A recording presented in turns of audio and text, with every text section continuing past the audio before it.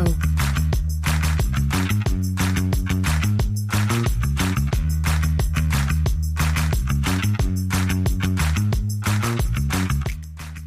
All right.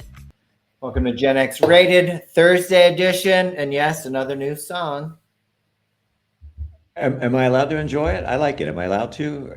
I mean, is it monetized? Do I have to put something in the tip jar? I never understand what's going on with that. I'm not really sure, but I did get an email saying that we couldn't monetize it. It wouldn't restrict us, but somebody's either monetizing the last song, and I'd rather just not mess with it. So here's another one. See how you like that? Yeah, we're not at that level, so we're not monetizing anything. No, absolutely not. But I appreciate the thought that we could be. Appreciate that, guys. Maybe someday. Who knows? How's your day going today, Billy? So far, so good. How about yours? No complaints. It's been pretty busy. Early start to the day and just checking off boxes as usual. Busy guy. Yeah, no complaints. Plenty of stuff to complain about that we'll probably go over here briefly. But well, yeah. Other than that, the sun is shining. It's cold, but I'll take the sunshine. You take the sunshine, yeah.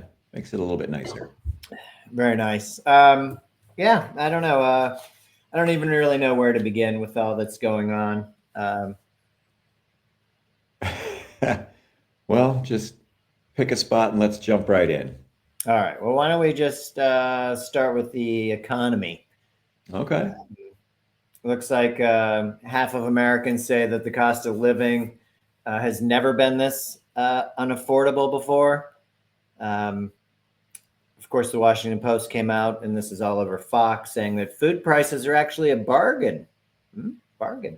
Mm. So if you do the math, with wages up, you're actually paying less for food. Your buying power is way up now under Trump.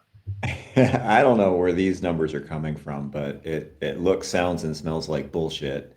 To anybody that's checked their monthly expenses, their grocery bill, their utilities, if you're thinking about buying a new car, I mean, these numbers are pretty easily debunked. It's kind of crazy. Fox went as far as to say, you can't trust any of this mainstream media except for Fox. I mean, is Fox? All right, Joseph Goebbels. I know, and is Fox not literally known for having to pay for their misinformation? I mean, come on. Yeah, it's nothing but propaganda, and if you're watching it and you believe that's news, then you're just in a cult and you're incorrigible. Keep in mind that it was like 1:30 in the afternoon, so you're probably waiting on your government check because you're clearly not at work if you're watching this nonsense. Oh, I know, and you're afraid of that socialist medicine as you're making your doctor's appointment with your Medicare plan. Exactly. But don't worry, because you're going to get fucked over too, because once Dr. Oz is in charge of that, oh my God, you can join the rest of us. It's going to be rough. Good luck, Boomer. U.S. Job cuts were at 1.17 million this year. It's the most since 2020. The reminder that 2020 was the pandemic lockdown. Mm-hmm. So to compare those two, that's not great. Yeah, we've got all kinds of issues, but we are being told after that big cabinet meeting that, the bonuses that are going to be coming in 2026 are pretty amazing from these tariffs. It's going to be wages incredible. Listen, it's just like the concept of a great healthcare plan that Trump, was spouting off about in his debate with Kamala. I've got the concept of a plan. How long ago was that? A while. Yeah. And concept of pledges for the ballroom, which I did hear that he hired a new architect. I'm not sure if the architect left, if he was fired, but I did see people, workers picketing outside the White House because they weren't getting paid. They weren't getting paid. I don't think the architect got paid either. And I think the major sticking point was the size of the structure. This is actually bigger than the White House. This is not sustainable. This is not going to work. Well, you're fired. It's really a dumb idea. So the whole thing's a dumb idea, but it's a dumb regime and it's run by a dumb idiot and, it's staffed by dumb idiots. And part of the correlation is that 54% of Americans, approximately 130 million people, read below 6th grade level. Wow. So if you can't, and this is the National Literacy Institute, That is higher than I would have thought. I would have gone with you in your 5th grade level that you talked about. When Yeah, you're sending out direct mail, I think you said make it directed towards somebody with a 4th grade reading ability. it was. Yeah, and it was just that was so frustrating. And I was writing for an audience that was either over 65 or about to turn 65, and my thought was, if you've lived that long, you probably read at a decent level, but apparently not. Yeah, you would think so too. And the education system was probably, I don't know, depending on how old you are. I feel like we were right in the sweet spot at Gen X to actually get educated and be asked to read and reinforced at home to read, and even sight words you can pick up pretty quickly, more so than a 6th grader, I would hope. You would hope.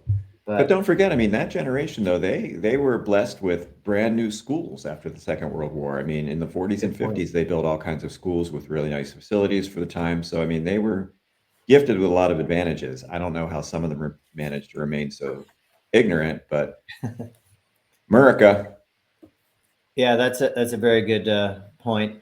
I wanted to jump real quick because this is another war being uh, stopped. I guess this would be I don't know which one Trump's up to. This could be the 9th one. But the ironic part is that as much as he hated the Institute of Peace, it's now named after him. I don't know if you can see that, but they put Donald Trump at the top of it. Um, Rubio was super proud of the fact that Trump's in charge and making all these things happen. He called him it's time for the State Department to display the Trump President of Peace. He's the peace president. It's so amazing. Whoa, totally amazing. Greatest deal maker in our nation's history. Seems kind of strong. But listen, Okay. you can take a guy that fell asleep in the meeting and then be like, you know what? It's okay. He's awake so much of the day. I mean, they're making excuses for it. Laura Ingram's like, I sleep 3 or 4 hours a night, and I could understand why he would struggle because he's working all the time. Yeah, apparently his day starts later than it did in his first term, and he has trouble staying awake through that shortened workday. Yeah, And I it's kind wouldn't of call funny it. because they told the story of LT Lawrence Taylor, the outstanding linebacker for the Giants, and they said he used to sleep through the defensive meetings, but when they called on him, he could get up and draw up the play right on the blackboard. It's like he was maybe his eyes were closed, but he was still paying attention. And he knew what he was talking about, and quite the big contrast between LT and El Jefe. Well, you say that, but you almost bring up their point, which is the fact that he was had his eyes closed so he could listen attentively. Trump's not listening attentively. He is dozing. Well, they said he was. Okay. Hmm. The interesting part is that we've talked about the U.S. Institute of Peace before, mainly because they fired 200 employees of it. Most of the board he replaced. And this was something that Reagan started in 1985. It was all about conflict resolution. So the president that hates this Institute of Peace is now, his budget for 2026 for this Institute of Peace is zero. You're not even funding it, but you want your name on it. It's just kind of crazy. Maybe now he'll fund it though. Now that his name's on it, maybe that's what they were thinking. Maybe, but I don't think anybody that worked there has a say because everybody's basically a sycophant for Trump that's there. The White House press secretary said that before Trump took over, it was bloated and useless. It was $50 million a year for nothing. And now that Trump stopped 8 wars, I think we're going on 9. It should be named after him, though zero budgeted funds for it. So they won't do anything, but it does have his name on it. Sounds like Trump. Yeah, it sounds like a lot of garbage, which is kind of where we're at with him. I mean, everything is hate and anger, and it just goes on like that. Talking a little bit about Somalia, he went after that with Omar. So offensive. Immigrants should be thrown the hell out. They do nothing but complain. Look how bad their nation is. It's not even a nation. It's just people killing each other. She shouldn't be allowed to be in Congress. Meanwhile, she fled civil war in Somalia, seeking refuge in Kenya. And she's been in Minneapolis since 1997. This isn't like, somebody who just happened on, and the Republicans say that they dumped all these Somalians into Minnesota to win an election, but it seems kind of far-fetched to me. And it's just offensive. You're treating a whole country of refugees like a bunch of jerks. Why so hateful? Why so angry? Because he's a racist old white man who was born with a silver spoon and still managed to go bankrupt 4 times, managed to blow all of the money his dad left him. What was it, $4 million? Enough to have to launder money with Russia. Yeah. Yeah, and he's just been a schemer and a grifter and just an ignorant, racist, typical boomer his whole life. It was never okay, though. And since he got minimal pushback on this, he doubled down on it today, just saying that those people are destroying our country. Well, he's got the destroying our country right, but he's pointing his finger at the wrong people. He needs to be pointing it at himself and his MAGA compatriots. It's definitely pointing the wrong way. But, that's on brand with him, too, because he's a bit of a problem child, as you said. Mm-hmm. Always has been. And then we did mention about the media, how you can't trust the media, blah, blah, blah.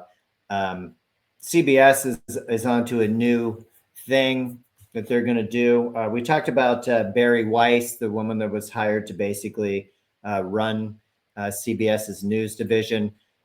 We saw Erika Kirk here with Megyn Kelly. That was quite an interesting little interview, I guess.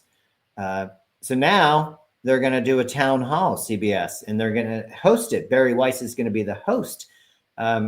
People were pretty embarrassed at CBS News. It used to be kind of respected. I think we're going in the wrong direction. But they're going to do a town hall, and Barry Weiss is going to be the one to moderate it. Most people think that her intent is to be in front of the camera now. So she's going to bring this out. The part that I found, first of all, I'm confused why Charlie Kirk's wife is all of a sudden on all the news outlets, what exactly she brings to the table. Christians. If you can answer that one. Evangelical eyeballs, man. That's their crowd, and they want them tuning in and watching. Well, and I think that's a great lead to the next part. If you want to be in the audience, they have a questionnaire. So they feel like 75% of the people are either center left or center right. So they're really talking to that group of people that are all about liberty, freedom, personal responsibility, and still believe in the American project. What they ask the audience, if you want to be in the town hall, is, are you conservative? And if you are, tell me why. Are you evangelical? Because that's kind of important. And which religious figures you admire the most. And then lastly, if you're grieving the loss of a loved one. We start with the first two, and then we come back to maybe why Erika Kirk might be of interest, having lost a loved one. But I just don't see the connection. I don't know why people would even be interested, and why that's like the topic as our country's having so many struggles in so many different areas. Why are we trying to bring this town hall? What is she going to bring to the table? I mean, nobody even really understands the story of what happened to her husband, let alone how she's moved on so quickly. And now she's going to, have a weekly show or something on top of her USA show? I don't know. That's a good question. I don't know if they're just kind of like preparing America to see a whole lot more of her. Maybe. I don't know. It's a good question. I can't see that being much of a needle mover on the rating scale. I mean, it sounds like an evening of just, first of all, it's just a bunch of propaganda bullshit, and it sounds boring, quite frankly. Yeah. I mean, do we have to get the Kleenex out again and try and maybe poke our eye so it actually tears? I mean, we talk about this. I watch a lot or listen to a lot of true crime podcasts, etc. One of the things when somebody wants to have a loved one killed and they get caught, before they're caught, when they're told, they break down hysterically, but there's never any tears. Yeah. It's a real tell. And I haven't seen a whole lot of tears. I would think I'd see some makeup. I'd see some eyeliner, something. I know you can do waterproof mascara. Cosmetics are amazing, especially if we add asbestos. But I just don't see why it's warranted, why it would be on one of the major networks to have this happen. She doesn't just stay to the grieving part. She's already talked about how women, the government empowers women to skip families because they're going to get that handout. At the same time, Fox is saying how a woman that becomes a GOP member becomes hotter. So again, it's all about the appearance. Yeah, hotter, dude. Tune into Fox sometime. It's pretty amazing. I can't. It's bad enough that it's on one of the TVs at the gym if I'm doing cardio. It's just it's disturbing. I mean, last night I'm looking at fucking Sean Hannity's big fat bloated face spewing more bullshit. It's like, thank God the warm-up period's only like 10 minutes, because it's just, why is it even on? I don't know. It's pretty rough. So again, this whole thing should be a giant waste of time, and just telling women why they should stay home and pass up on the family. She said she was on the Boss Babe track. These were her words. She was living in Manhattan, and then she met Charlie, and he showed her the light. They were like, is the Boss Babe track, doing reality TV? Like, I don't really understand what the Boss Babe track is, but it sounds condescending to any working woman or any woman that desires to have a career. I think you can do both without being subjected to you're not following the path of God or Jesus because you actually want to have a career and try and do it all. Why not? Yeah, it doesn't make any sense. It's weird, but I think you were spot on with the evangelical. That's most of the audience will be that, and those women are. The goal is to be a trad wife anyway. So. Oh, I know. They hate women. They hate women's rights. They hate women having the right to choose about their health care and whether or not they, want to have a baby. It's just, Project 2025 is so anti-woman. And, the evangelicals are nuts. I think the only difference between them and the Nazis is, their cross is straightened out where the Nazis had the crooked one. But it's just another form of misogyny and just, dude, unless you're a white evangelical male, you don't count. Yeah. It's amazing. It's amazing to me how many of these people there are out there. But yeah, I think they're fucked up. Yeah, I'm all about moderation, so I'm going to agree with you on that. And I'm not super judgy of others as long as they're not hurting anybody. Do what you do. I don't care. Well, yeah, and it's just horrifying how they've managed to sink their tentacles into the U.S. government, the federal government. I mean, we're supposed to have separation of church and state according to the Constitution, but while they wrap themselves in the flag and the Constitution, they also shit all over the Constitution. As long as it's to a purpose that suits them, for sure. Yeah, and that's the only purpose they care about, is suiting themselves. These people are disgusting. Speaking of disgusting, this man has repealed the Biden fuel efficiency standard. We had a bunch of automakers in the Oval Office yesterday. Everybody just hangs around and praises this gentleman. So they're dismantling these pollution regulations. They're weakening the fuel standard of new cars and trucks. And then this whole thing came up about micro cars. Trump was in Japan, talked about his Asian trip, and he saw all these small cars. And then he asked the automakers if they would be willing to do this. Of course, they would be willing to do anything that Trump asks. So they're all in on these micro cars. The CAFE, which is the corporate average fuel economy, which was established in 1975, had made rules for how many miles per gallon you should get, which seems reasonable to me. Mm-hmm. We've been doing it since the 70s. We had the fuel crisis in the 70s, which some of us lived through. So Biden was looking to make 50 miles per gallon by 2031. Seems fairly reasonable, the technology we have. Trump has dropped that down to 34 miles per gallon. He's also relaxing the tailpipe emissions rules. He's repealing fines for automakers that don't meet the standard. So where's the incentive? There isn't any. And then on top of that, he terminated, obviously, the electric vehicle credits of $7,500. These micro cars, and I'll pull up a picture of them. They seem cool. We see them all over Europe. I mean, that's amazing.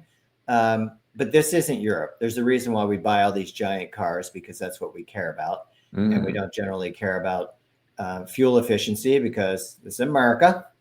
I'm going to put up this little car here because you mentioned it earlier, the smart cars. which everybody seems to hate. This I is mean, you see them around, but this looks like a golf cart. Yeah, this is the Fiat. I'm going to show you a couple of them. You can see just how tiny this is.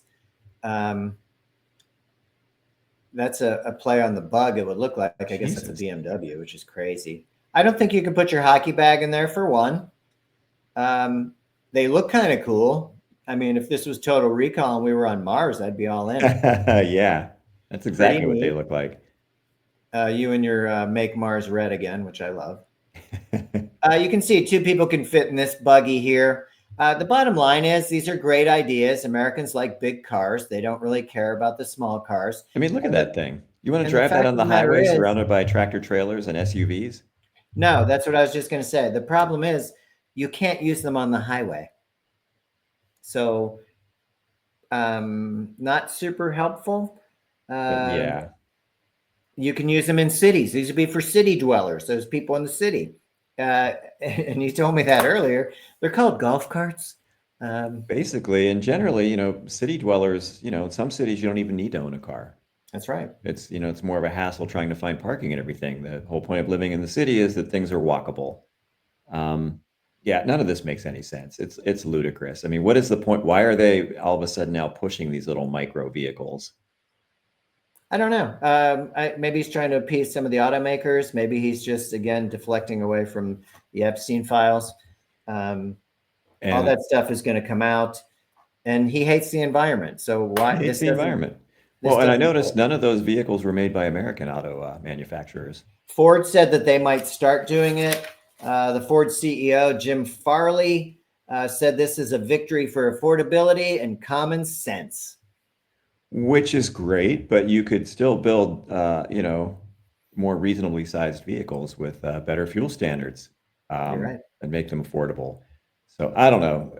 I'm guessing this is more shit that's never going to get done. It's just like you said, another flare thrown up to distract us. But if you look at what Americans are driving, nobody's going to buy that bullshit. Nobody's driving those things. Suburbanites have their golf carts that they love to cruise around in. Sure. And again, the sticking point of eventually you're going to have to get on the highway. So that's really an issue. But as we announced it, hey, this is so great. These micro cars, which you and I think will never happen anyway, they're lowering the emissions. They're lowering the fines against, releasing pollution. The auto companies that don't meet the standard, no problem. Don't worry about it. So people are concerned because they feel like you have to fill up more often. You're spending more cash and you're destroying the environment because we're all, drill, baby, drill. None of it seems positive for the environment, but it does seem like a good distraction to say, hey, I love these mini cars that nobody's going to buy and we're not going to make, but we're going to drop, deregulate some of the laws that are on the books now that might be helpful to the environment and your health for that matter. Yeah. So that's typical Trumpy bear. Yeah. I mean, he doesn't care. His regime doesn't care. Yeah, it's not really their thing. I wanted to put up, this is Admiral Holsey today. This is the gentleman who refused to take illegal orders from Hegseth and was told he would lose his command, so he resigned. This is a gentleman that said, for 40 years, I've not implemented illegal orders, and I'm not going to start now. Again, within 15 minutes, he resigned. Congress has a lot of questions as to why this gentleman would walk away, and he will be talking to Congress in the next few days. He's willing to come and have that conversation with why he did this, and I think that's pretty great. These two will be facing off. One of them is 40 years and rose to the top, and the other one is a television personality. With a history of sexual assault and a problem drinker who's already proven he's very unfit for his position, who's given away a lot of important information on Signalgate. And so my money is on the first guy. I think so too. I think the more that Congress hears these things, it's really hard to ignore, even if they have the majority in the House. We did see the new House member from Tennessee was sworn in.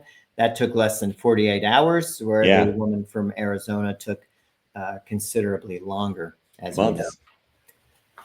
So again, just with Holsey, this was the killing in the Caribbean, one of the bombings that he was not going to participate in.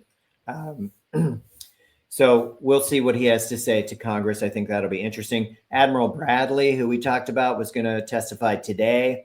The only thing that came out of that I've seen is that Hegseth did not say kill them all. Whether he didn't hear that, whether he's had the conversation with who knows who. That was the only thing that Tom Cotton took away from that, was that Hegseth did not say kill them all. Didn't talk about the second strike. That boat was dismantled. You had 2 people hanging on the side of that boat. Where were they going? The rationale was that, they could continue on course with bringing drugs to America, which is insane in those boats that can't even go make it the distance to our country. They don't have that kind of fuel. That's not that kind of boat. Yeah. So to that point, we'll see what that goes. If they take anything away from that, all I've seen so far is Tom Cotton and his gaslighting, because he's a terrible person. Oh, he's a fucking we do have bobbleheaded one of the fishermen they killed was a 42-year-old impoverished fisherman who had 4 children. Both his parents were still alive, and now he's dead. So the family has filed a complaint with our government to do a little bit digging. I know Trump made light of the fact that they can't find that many boats out there anymore. You're just killing people. You're not really, it's not a drug cartel. It's not narco terrorists. We're finding out that that's a bunch of malarkey, so to speak, about Venezuela. It's just not a thing, but they're all in. They want boots on the ground. And I didn't realize that the MAGAs decided that they wanted more foreign wars. I thought that was the thing they didn't really care for. Yeah. But Rubio's all in. This is about our national security. And then today dropped the little crumb that Iran's part of the Venezuela. They've got their tentacles into Venezuela. We can't have that. It's like they're just making shit up as they go along to try and justify what they're doing. It's ridiculous. If you believe it, you're a fool. If you don't fact check, you're even dumber. Well, apparently America has a lot of really dumb people. Well, we do, and we can't read past the 6th grade level. So you're absolutely right about that. It's a bit infuriating. We'll see how it goes. Another topic that came up, we really beat our chests a lot about how great we are, even though we're not #1 in reading or math or science, fill in the blank. But we're super terrific. The next bill that they want to put through Congress is about dual citizenship. You can no longer have dual citizenship would be the goal. You'd have to pick because, America, it's a privilege to be an American, okay? And we're going to restore that privilege about being an American. It's an accident of birth. It's just one of those things, man. You happen to be born here. That's ridiculous. That's the dumbest thing I've ever heard. I like the idea of dual citizenship. We know several people that have it from countries like Italy or Canada, our neighbors to the north who we love. Canada, the UK. Yeah. It's just, I don't know, just these people are just baffling, the shit that they go after. And, none of Trump's kids, none of their moms were American. You're right. So Laura maybe Loomer we should send them back too. Laura Loomer isn't either. They're all connected in a way that they should all have to go if this is how they want to lay it down, but not going to happen. Not going to happen because, they're exempt to everything that they, inflict on everyone else. They doesn't affect them. White privilege. White privilege. Yeah, you're right about that. So we'll just see how that goes along. I think that would affect so many people. I don't understand how it fixes our problems by not having dual citizenship. Maybe you're proud of your heritage. I mean, that's what we're supposed to be as proud Americans, but most of us didn't come from here, right? Yeah. So very weird. It's very weird. Speaking of some of the foreign aid and things that U.S. aid, which we're big proponents of, that have been cut, the Gates Foundation came out with a study saying that with Trump's cuts, we'll see an extra 200,000 children under 5 will die this year based on Jeez. that. It's the first time in this century that we're going the other way. At the end of 2025, 4.8 million children under 5 will die, compared to 4.6 million in 2024, which is an amazing number, like mind blowing. Yeah, not in a good way. And it makes 200,000 seem like, oh, that's so many. But then when you're talking about, you already had 4.6 million people or children dying. I just am at a loss for words by that. Again, and this is these are the people that are so against abortion because they're so pro-life. And yet, once you're out, you're on your own, kid. Why don't you have a job? Pull yourself up by your little baby booty bootstraps and get after it. Let's go. I know, right? Yeah, these people are such hypocritical assholes. And this would be the first time deaths under 5 around the world. It has fallen every year since 2000, but it's not going to fall this year. And that's part of the USAID issue. And I think it's part of why we don't really want to talk too much about it, because his funding cuts directly have harmed a lot of people. We talked about it with or with the World AIDS Day. It's the same thing. He doesn't want to talk about it because he's a big part of why people are suffering. People generally don't care that follow him because they're white and they're wearing a red hat. But the rest of us that have empathy and care for others, this is extremely offensive.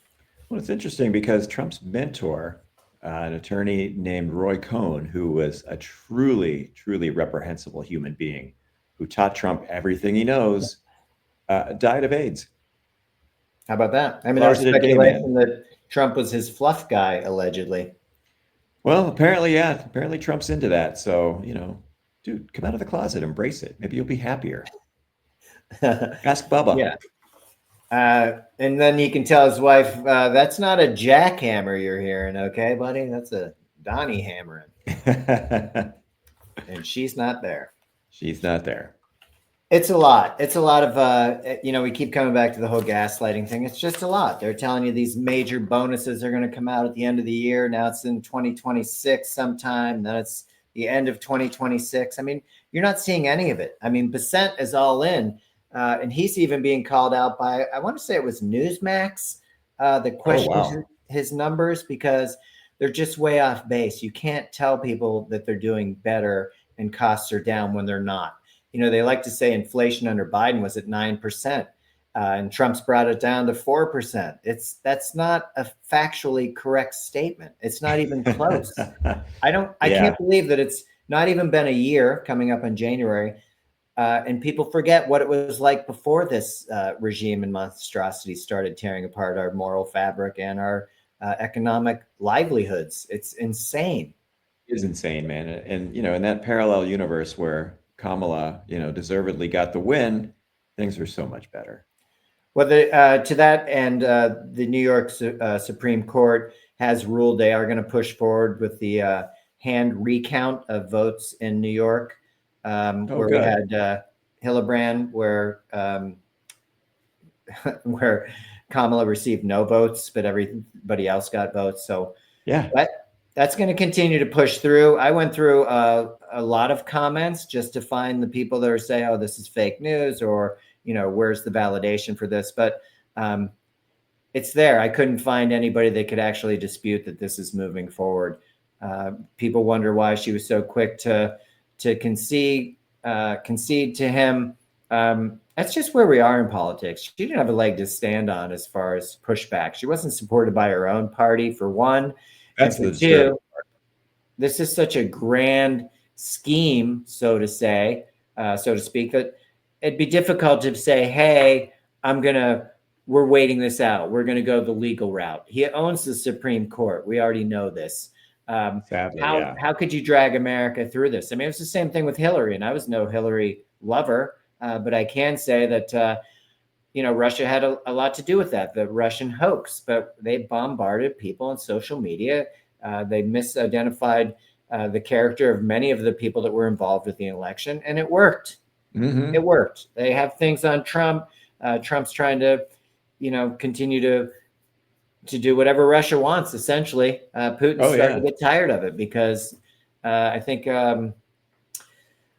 today it came out that the Europeans aren't necessarily trusting Trump so much. So, can you wonder why? No. I mean, it's just crazy. So, all I'm saying is there wasn't really a place in time for her to be like, hey, we're not going to concede. We're going to push this thing through. I think it would have probably been more hurtful and harmful to our nation than not. So kudos to her. But that doesn't make it legit. That doesn't mean it shouldn't be investigated. I mean, we just found the pipe bomb guy from January 6th or person or whoever it might be. I think that it's a male, though. But so it's never too late. No, it's never too late, but there has to be the will to do it. And again, like you said, they own the Supreme Court, and they've, the stuff they've released from the Epstein files is all redacted. It's useless. I mean, these people are going to cover up and hide as much as they can, or they'll just flood the zone with more bullshit and more lies. It's just ridiculous, and it makes you wonder, like, if you go back to 2000, if Al Gore had not conceded so quickly, that maybe, the line could have been drawn and this could have been stopped. Or if the Supreme Court would have not, placated the Bush family. I mean, come on.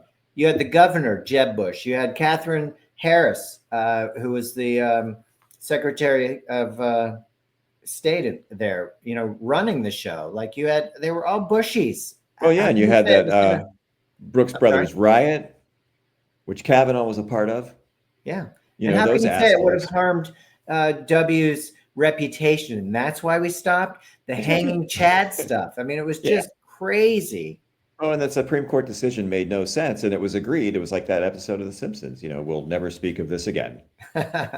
Yeah. So, I think they knew what they did. And Sandra Day O'Connor, regretted that decision, but it was too late. You made the wrong choice and you have to live with it. And now you're dead. But does that sound familiar?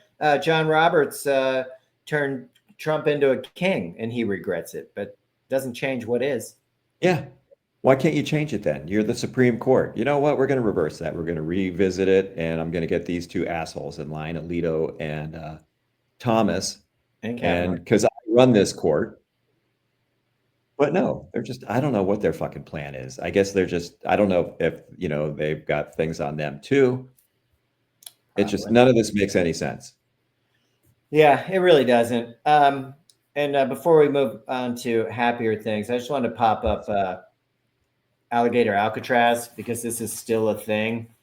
We talked about it before. It opened in July. The court ordered to close it in August, but by October, two appellate judges during the appeal that were appointed by DeSantis opened it back up in October. And we've been doing this ever since. Now, we don't hear anything about it. Keep in mind that it's privately run under the umbrella of ICE, but there's no federal oversight because it's privately run under the Florida Department of Emergency Management, which obviously is under the thumb of DeSantis, who's a bit of a criminal, as we know. Whoops. And things have gotten worse there. So cruel, inhumane, degrading treatment. Amnesty International put out a report. And of course, DeSantis says it's a politically motivated attack, of course, because what else are you going to say? But they're overcrowding. There's medical neglect. They're humiliating. And as I said, degrading treatment. They have the thing called it's called the box, but it's a giant cage that they have outside. And they'll just leave people outside almost 24 hours. You're in the elements of Florida. You're dealing with mosquitoes. And if you try and help somebody, that usually gets you roughed up too. I mean, these guards are just horrible people for the most part. Their treatment of human beings is amazing. How terrible you can just treat somebody and still go home and sleep at night. I just don't get it. But hopefully, again, through the court systems, this Amnesty International report, maybe we'll see some lawsuits. This is a place that should be closed. It makes no sense. We don't talk about it. We just hide our dirty secrets, and we try and let the politicians have their way, which isn't a thing. It's not progressive. It's not going to move us forward, and it's harmful to the majority of us, because you're not any safer when you're pissing people off and trying to dehumane people. You're dehumanizing people, and it's nothing but a concentration camp. And here's a fun fact: Auschwitz was run by the SS. They made money off that. They made money off forced labor. They made money off of every aspect of that fucking hellhole. There was a lot of money to be made, privatized again. And the parallels are just, we know where these people get the shit that they're doing from. They're picked up that same playbook and they've just adapted it. But it's just, it's cruel, it's inhumane, it's un-American, and it's all illegal. I mean, you're throwing people in there for no reason other than, their name ends in a vowel or they've got brown skin. It's fucking sickening. It is. And you're right about that. It is totally makes it okay if they're brown, because they're not like us, I guess. And they're making money off of it. That part's even worse. And the privatizing. And, when they set up that whole thing, when they brought in the trucks that were bringing the fencing and the anything that for construction, all of them were covered. You couldn't find the serial numbers. None of that was going to be made available to you.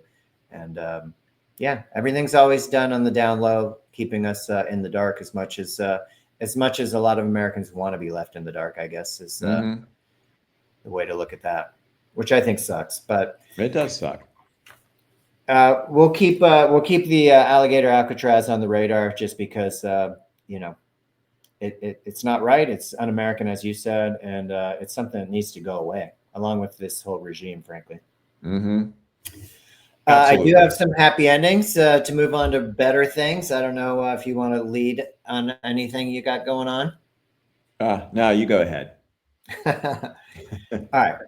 Well, I'm going to start with this guy because I think it's long overdue. LC Greenwood is one of 3 senior category members. It's the furthest he's ever gotten to be. Oh, that's awesome. Maybe he'll get to have his day in the hall. It's a shame that he's no longer with us. Obviously, that's a real sad part to it, but well-deserved. He still has the record for sacks in a Super Bowl. Joe Green was an amazing player. Nobody's going to argue that. But he didn't do it alone. No, he didn't. I mean, that front 4 was historically good. And, LC was he was a prototype, man. He was one of one at that time. He was a tall, rangy guy, long arms. He could rush the passer. He could play the run. Just, it's well-deserved, man. He needs to be in. It's been way too long. And another guy that's overlooked, and it's a shame because his career was kind of short, was Ernie Holmes. But for a few years there, Ernie Holmes was just dominant. And, the other members of that front 4 were like, dude, Mean Joe was mean, but Ernie was a bad dude. And he literally scared people. He was that good. Unfortunately, he had some issues and his career didn't last very long. He went through some shit, but man, that dude is vastly underrated. I would agree. I'm going to throw this up because of the shoes. That picture now looks terrible. I'm not sure. But he was the first guy to go with the yellow shoes. He was tired of Joe Green getting all his tackles. So he went to the yellow shoes so they could make no mistake at actually who made the tackle. Yeah. Very cool. Very cool. I'm going to pop this guy up. I don't know if you call this a happy ending, but I'm going to say for me it is. This is Gary Ridgway. You probably know him as the Green River Killer, but he's close to death. Reports come out that he's hours to days away from being dead. This was a guy that killed 49 women and young kids in the 80s and 90s. Pretty terrible person. It started in 1982 in Seattle. 2001, finally, they were able to do a DNA match. He basically hated women. He went after sex workers in particular, but runaways, anybody that's not going to have any kind of attachment. And he was a horrible person. So the fact that they made him sit in jail all these years and not be electrocuted 30 years ago, or firing squad. I think he was in Utah as well. Good. And he looks like shit now. So Oh, one of good. my happy endings related to true crime would be Gary Ridgway going away for a long time. Good. Well, it's interesting that John Douglas, the FBI profiler who wrote the book Mindhunter that the series was based on, Which I love. in his book, he describes when they were working that case, and they worked that case for a long time, and how it just psychologically broke him after a while, that it was something he wasn't sure he was going to be able to come back from. Yeah. That case went on for a long time. It took a long time to catch this guy, but It really did. justice did catch up with him, and hopefully he had a miserable 30 years rotting in jail, and hopefully he has a, kind of a painful death and a fucking shitty eternity. Agreed. Pretty awful person. And then a little bit lighter on my happy ending would be this study done by Johns Hopkins, 2021. Smelling your own farts could be good for you. Do tell. Perfect for you, Billy. Certain amounts of hydrogen sulfide can help prevent aging brains from Alzheimer's. Pretty crazy. Interesting. I know South Park makes a lot of fun of that, but I don't know. Most people don't admit that they like smelling their own farts, but it might be healthy for you. A couple questions that were asked were, is it just as healthy smelling somebody else's farts? Is this a joke? Is this made up? It's literally a 2021 study through Johns Hopkins. So there are a lot of questions. How much farting do you have to smell for it to help? If it's 10 minutes of smelling your own farts, that seems pretty extreme. Should we be eating more gaseous food so that we can stay brain healthy? Yeah, well, that was going to be my question. Is it based on, is the smell of your farts based on what you're eating? If you're eating a lot of fruits and vegetables, a lot of broccoli, a lot of cauliflower, does that have something to do with it? And, the smell of your fart is just a byproduct of, the nutrition you're getting from those particular foods. It's kind of interesting. It kind of is. And those questions I can't answer, but, it's produced naturally in the body in extremely small amounts regardless.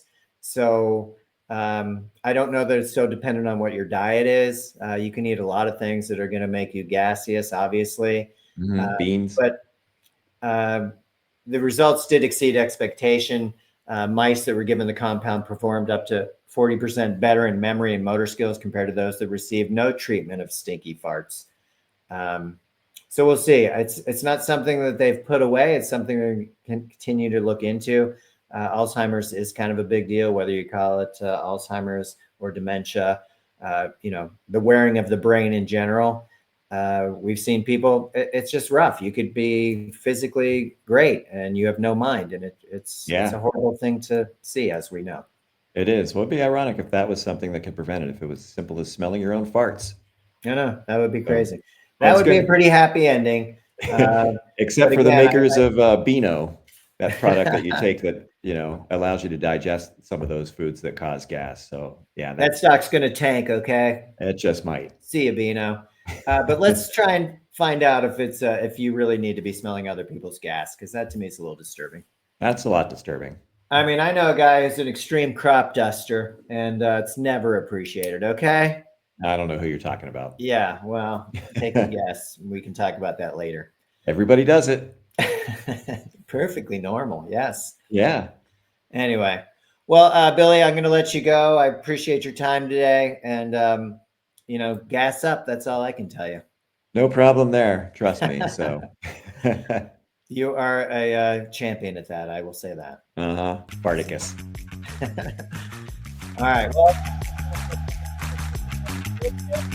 Music licensing reimagined. All right. I'm going to let you go. All right, buddy. Good job. All right. You too. Good seeing you. All right. You too. See ya.